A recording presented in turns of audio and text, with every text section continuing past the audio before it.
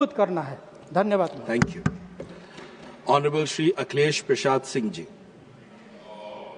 सभापति महोदय, मैं आपका धन्यवाद करता हूं और पार्टी नेतृत्व का भी धन्यवाद करता हूं कि इलेक्टोरल रिफॉर्म्स के इस डिस्कशन में हमको बोलने का मौका दिया।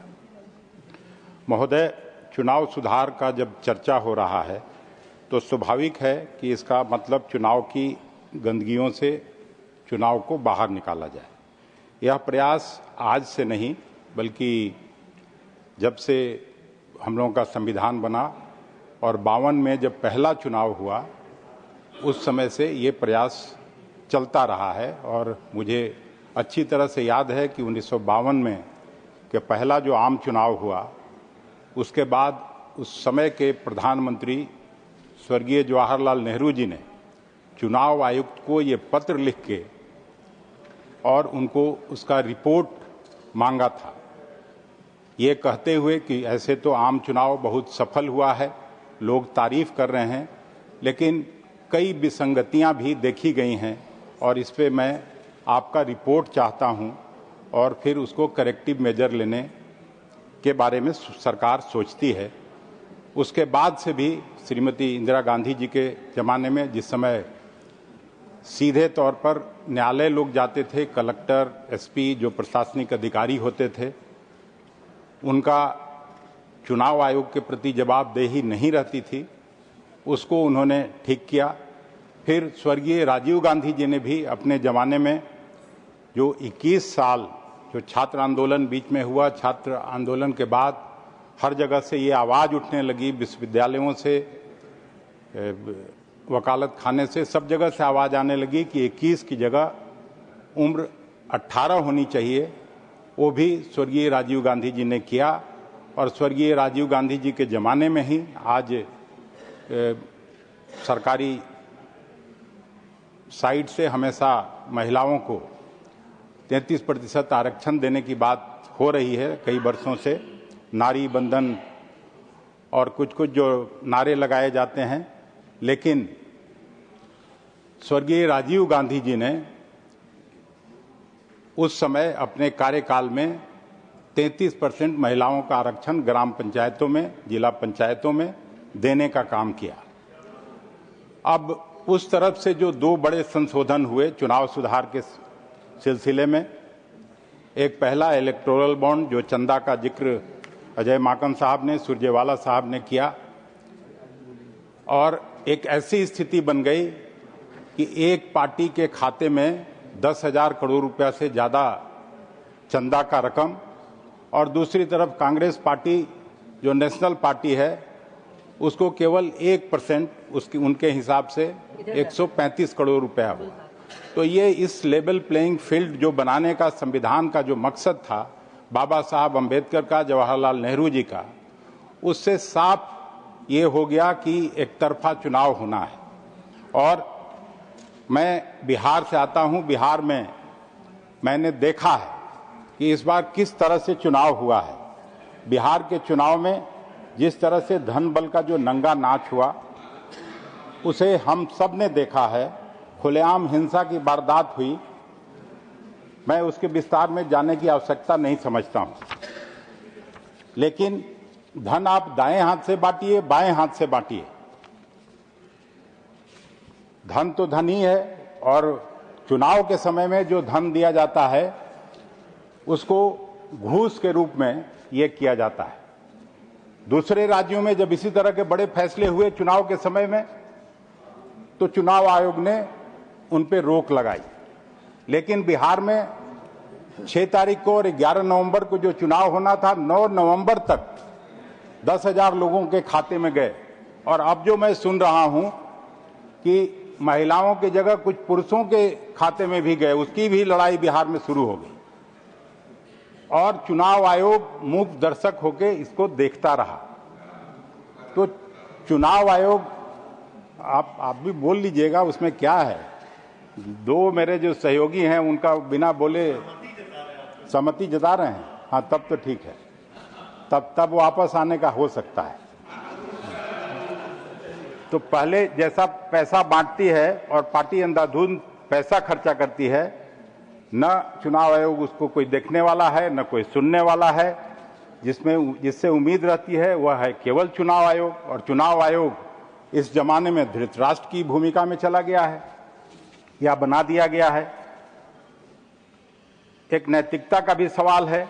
चुनाव आयोग की जितनी विश्वसनीयता अभी गिरी है, हमने आजाद भारत में कभी देखा नहीं। महोदय, एक समय था जब बूथ लूटा जाता था बिहार और उत्तर प्रदेश में, वह कम से कम दिखाई पड़ता था। अब जिस तरह से इस जमाने में जिस तरह से साइंटिफिक रिगिंग हो रहा है, मैं तो बोलूंगा कि ये डे लाइट रॉबरी है। वोटर की राय को संसाधनों से बदला जा रहा है। मैं पूछना चाहता हूं, चुनाव आयोग किसके लिए अकाउंटेबल है? भारतीय जनता पार्टी के लिए, सत्ताधारी पार्टी के लिए, या संविधान के लिए?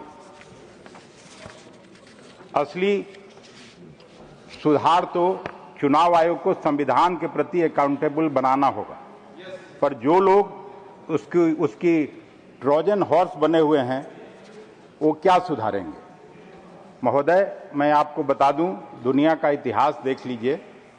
लोकतंत्र जब जब लहूलुहान हुआ है, जब जब लोकतंत्र पर ग्रहण लगा है, जब जब डिक्टेटरशिप आया है, तब वह बैलेट के रास्ते आया है, जिसका जिक्र दिग्विजय बाबू ने भी किया। चाहे वो हिटलर का समय हो, ब्राजील या लैटिन अमेरिकी देशों का उदाहरण हमारे सामने है। मैं इस सदन और सदन के बाहर के लोगों को कहना चाहता हूं कि एक किताब है, हाउ डेमोक्रेसीज डाई, 320 पृष्ठों का। हालांकि हमने भी पूरा नहीं पढ़ा, लेकिन यह भी जब चर्चा शुरू हुआ था तो मैं आधा उसको जरूर पढ़ा। इस पुस्तक के लेखक हैं स्टीवन लेविंस्की और डैनियल जिब्ला। बहुत ही अच्छी किताब है, मैं पढ़ा हूं। वे साफ साफ लिखते हैं कि 21वीं शताब्दी में लोकतंत्र को खतरा गोली बारूद, क्रांति या हिंसा से कम बैलेट से अधिक हुआ है। उन्होंने कहा है कि ऐसा करने वाले लोकतांत्रिक संस्थाओं को कमजोर बनाते हैं। उनमें ज्ञानेश कुमार जैसे लोग को बैठा दिया जाता है। प्रधानमंत्री जी, we'll have to just edit that name. मुख्य चुनाव आयुक्त कर दिया जाए, उसमें कोई ये नहीं है। प्रधानमंत्री जी डीकोलोनाइजेशन की बात बढ़ चढ़कर करते रहे हैं इस हाउस में और उस हाउस में। स्वागत योग्य है। पश्चिम के प्रभाव से मुक्ति तो ठीक है, पर पश्चिम की तरफ झांकना भी बंद नहीं करना चाहिए। वहां इंस्टीट्यूशन को स्ट्रांग किया जाता है, इसलिए ट्रंप जैसे लोगों के आने के बाद भी वहां की संस्थाएं राजनीतिक व्यवहारों से अप्रभावित रहती हैं। वैसी स्थिति में भी संस्थाएं ठीक से चल रही हैं, लोगों के वेलफेयर स्टेट के काम हो रहे हैं। पर आज आपने सभी संस्थाओं पर कब्जा कर लिया है। मुझे उससे भी कोई फर्क नहीं पड़ता है कि उसमें आरएसएस के लोग बैठे हैं, योग्य हैं अयोग्य हैं, लेकिन मुझे तो लगता है कि जिस तरह के अयोग्यों की फौज से आप अंध भक्ति से संस्थाओं को कुचल रहे हैं, देश फिर से टीएन सेशन, हम लोगों के जमाने में 1995 में टीएन सेशन को याद कर रहा है जब ये चुनाव हो रहा है। बिल्कुल। और टीएन सेशन और आज के जमाने के अंतर को भी हम लोग देख रहे हैं। यह अंतर लोकतंत्र के प्रभाव को दिखाता है। रोज भावनात्मक मुद्दों को उठाकर देश का ध्यान हटाया जाता है। मूल मुद्दे जहां आपने 2014 में छोड़ा था, 2025 में भी वहीं के वहीं हैं। नेहरू जी, इंदिरा जी की बेबुनियाद आलोचनाओं से आप अपनी शख्सियत नहीं साबित कर सकते हैं। संविधान बदलने के आरोप से आप वैसे भड़कते हैं जैसे सांड लाल कपड़ा देखकर। संविधान के तहत सभी संस्थाओं को खोखला कर देना ही तो संविधान बदलना है। अब मैं बिहार से आता हूं और एक मेरे मित्र ने उसकी कुछ चर्चा की थी। ये पोस्टल बैलेट भी कांग्रेस के जमाने में शुरू हुआ था। और ये पोस्टल बैलेट कौन लोग करते हैं? जो मिलिट्री में काम करने वाले लोग हैं, एयरफोर्स में काम करने वाले लोग हैं, जो यूनिवर्सिटी में के प्रोफेसर्स हैं, जो और कहीं दूर नौकरी करते हैं, जो उसका 1,77,526 पोस्टल बैलेट बिहार में आए थे। और उन पोस्टल बैलेट में जो इंडिया गठबंधन था, कांग्रेस पार्टी थी, लेफ्ट थी या आरजेडी थी, उसमें आरजेडी को सबसे ज्यादा 93 सीट्स मिल रहा था, जेडीयू को 48 सीट, बीजेपी को 37 seat, INC. The remaining time of the Congress should be given to Akhilesh. You don't have any other speaker? No. The last speaker from Congress. I am giving all the time to Mr. Akhilesh. Okay. नहीं, इनको बोलना है। इमरान को time दिया है। इमरान के लिए लिख के Please continue. Please continue. Please continue. Please continue. तो इसमें अगर परसेंटेज में अगर ये करें तो 27.2% आरजेडी को, जेडीयू को 16.5%, बीजेपी को 17% और इंडियन नेशनल कांग्रेस को 10.6%। तो ये जो पढ़े लिखे लोग हैं, जो समझदार लोग हैं, इनका वोट बदलाव के पक्ष में था। और फिर जब ईवीएम का जो वोट खुला, उसमें सीधा बदल जाता है। बिहार के लोग इस चुनाव परिणाम के बाद सोच ही नहीं पा रहे हैं कि ये क्या हुआ है, हमने किसको वोट दिया और वोट कहां गिनती हुई, इसकी जानकारी से लोग हतप्रभ रह गए कि ये बदलाव किसके लिए। जो ये लोग कैंपेन चलाते थे, जंगल राज की बात करते थे, उसके पक्ष में पढ़े लिखे लोगों का वोट आया और राम राज्य की पार्टी तीसरे नंबर पर चली गई। ये स्थिति है। तो इस स्थिति में मेरा और खास करके जो इलेक्शन कमीशन है, उसी को मैं 6 सवाल रखना चाहता हूं, जिसमें चुनाव आयोग का स्वयं से मूलभूत 6 सवाल पूछना चाहता हूं और जवाब इस सदन के पटल पर रखना चाहता हूं। क्योंकि चुनाव आयोग को जे भी संस्था बना के प्रजातंत्र और जमहूरियत में पर कई प्रश्न खड़ा होते हैं। पहला सवाल है, क्या चुनाव आयोग द्वारा वोटर आईडी कार्ड व आधार कार्ड को सबूत मानने से इनकार करना चाहिए? जवाब नहीं, क्योंकि आधार व वोटर आईडी कार्ड कई सालों से गरीबों, मजदूरों, महिलाओं, छात्रों, सीजनल दिहाड़ी करने वाले लोगों और वंचितों की पहचान है। दूसरा सवाल, क्या चुनाव आयोग को अपनी कानूनी जिम्मेवारियों के बारे में सुप्रीम कोर्ट को याद दिलाना पड़ेगा? जवाब नहीं, क्योंकि यह उनका कानूनी और संवैधानिक दायित्व है। तीसरा सवाल, क्या चुनाव आयोग पर यह जिम्मेवारी नहीं कि वह उन लाखों नामों की सूची सार्वजनिक करे, वह बार बार एडवर्टाइज करे जिनके नाम वोटर लिस्ट से काटे जा रहे हैं?